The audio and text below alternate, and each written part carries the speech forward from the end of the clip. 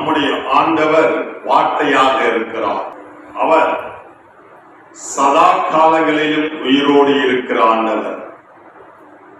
சதா காலங்களிலும் உயிரோடு இருக்கிற ஆண்டவர். நாம் செலுத்த வேண்டியதை செலுத்தினார். ஒருவர் பேட்டி கொடுத்திருக்கிறார். அவர் சூப்பர் மார்க்கெட்டிலே வேலை செய்து கொண்டிருந்தார். அந்த மாணவன் பள்ளி படிப்பை முடித்துவிட்டு ஒரு சூப்பர் மார்க்கெட்டிலே சேல்ஸ்மேனாக அவர் வேலை செய்து கொண்டிருக்கிறார். வருகிறவர்களுக்கு பொருளை எடுத்து கொடுப்பதுதான் அவருடைய வேலை. சூப்பர் மார்க்கெட்னா எத்தனை பேர் இருப்பாங்க? ஒரு 10 பேர் இருப்பாங்க. உள்ள பொருள் எடுத்துறதுக்கு எல்லாம் பண்றதுக்கு.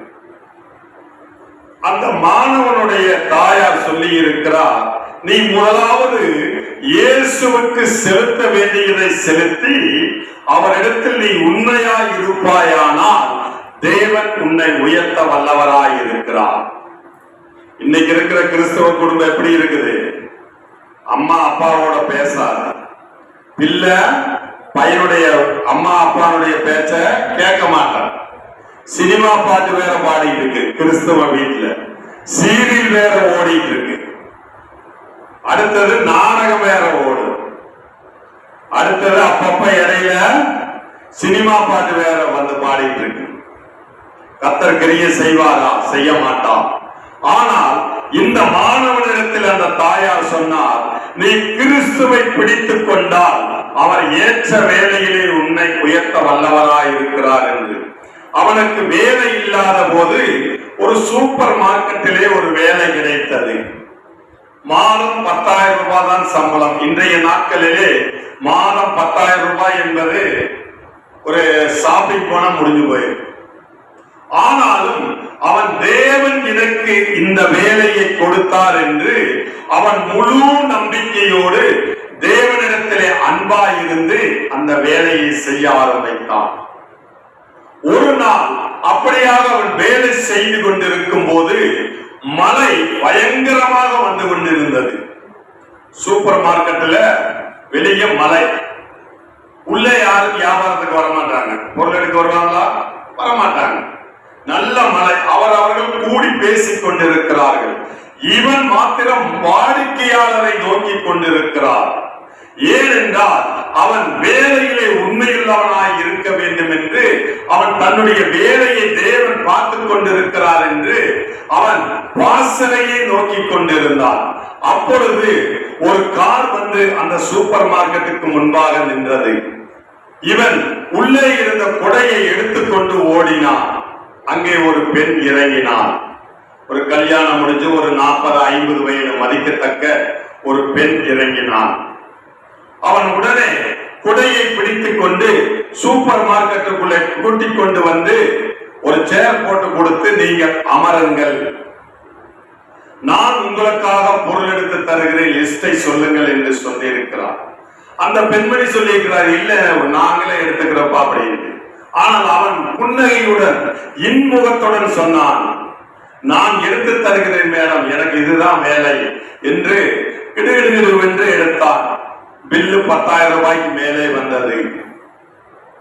அவர்களும் அந்த பில்லை போட்டுக்கொண்டு பொருளை வாங்கி கொண்டு மீண்டுமாக இவன் குடையை பிடித்துக் கொண்டு காரிலே கொண்டு போய் ஏற்றிவிட்டு அந்த பொருளை எல்லாம் உள்ளே வைத்துக் கொண்டு வந்து விட்டார். சில காலம் சென்றது, சில மாதங்கள் சென்றது, சில வருடங்கள் சென்றிருக்கலாம். அந்த அம்மா ஒரு நாள் அந்த மீண்டுமாக அந்த சூப்பர் மார்க்கெட்டுக்கு ஒரு பில்லை எழுதி அனுப்புகிறார். எங்களுடைய நிறுவனத்துக்கு ஒரு மில்லியன் கணக்கிலே பொருள்கள் தேவை. மில்லியன் கணக்கில் கோடியை தாண்டுது. மில்லியன் கணக்கிலே எங்களுக்கு பொருள்கள் தேவை, நீங்கள் இதை அனுப்பி வையுங்கள். ஆனால் அந்த சேல்ஸ்மேன் குறிப்பிட்ட சேல்ஸ்மேன் பெயரை போட்டு அவர்தான் எங்களுக்கு கொடுக்க வேண்டும் என்று அந்த பெயரை அனுப்பி வைக்க வேண்டும்.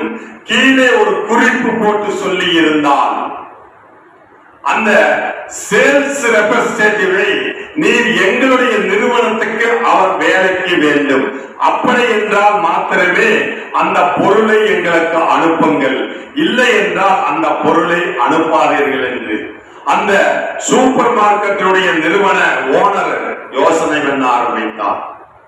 இவனுக்கு மாசமே 10,000 சம்பளம் கொடுக்கிறோம்.